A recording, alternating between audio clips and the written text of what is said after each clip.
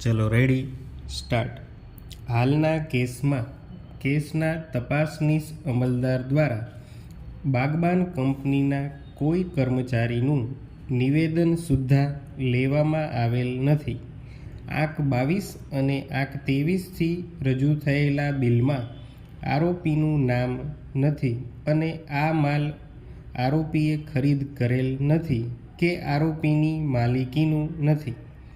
આંક 26થી રજૂ થયેલ ઓથોરિટી લેટરમાં કંપનીનો કોઈ સિક્કો નથી, તે માત્ર લેટરપેડ છે અને તેમાં પણ છેકછાક થયેલી છે. હાલના કેસમાં કથિત આરોપીને સંડોવતો કોઈ સીધો કે સ્પષ્ટ પુરાવો રેકર્ડ ઉપર આવેલ નથી.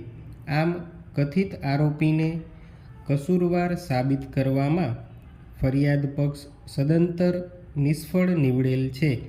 કહેવાતા બનાવ વખતે હાલના કથિત આરોપીની બનાવ સ્થળે હાજરી સાબિત કરવામાં પણ ફરિયાદ પક્ષ સદંતર નિષ્ફળ નીવડેલ છે, જેથી મજકૂર આરોપીને નિર્દોષ ઠરાવી છોડી મૂકવા વિનંતી ગુજારેલ છે.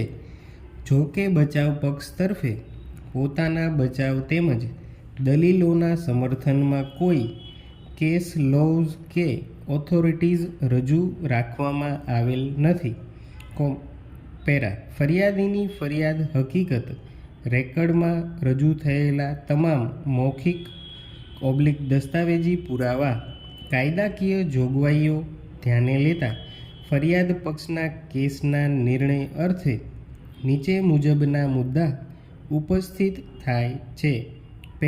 મુદ્દા: પહેલું, શું ફરિયાદ પક્ષ નિશંકપણે સાબિત કરે છે કે આ કામના આરોપીએ તારીખ 3/9/19ના રોજ કલાક 19:30 વાગ્યાના સુમારે મોજે શ્રદ્ધા બંગલો, અજીત સોસાયટી, આશાનગર, નાગ તલાવડી, તાલુકો જિલ્લો ભરૂચ ખાતે ઉર્મિન પ્રોડક્ટ પ્રા લિમિટેડ કંપનીની 138 બેજુબાન એનીટાઈમ તમાકુના ડુપ્લિકેટ પાઉચ કાકાની સોપારીનું માવામાં વેચાણ કરી અને પીકે ટ્રેડર્સ ભરૂચના માલિક વિશાલભાઈ તથા ડેનિશભાઈ નાઓને આ જથ્થો આપી એકબીજાની મદદગારી કરી કોપીરાઇટ એક્ટ કલમ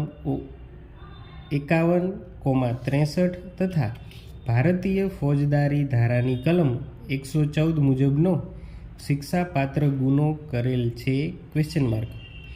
બીજું, શું હુકમ?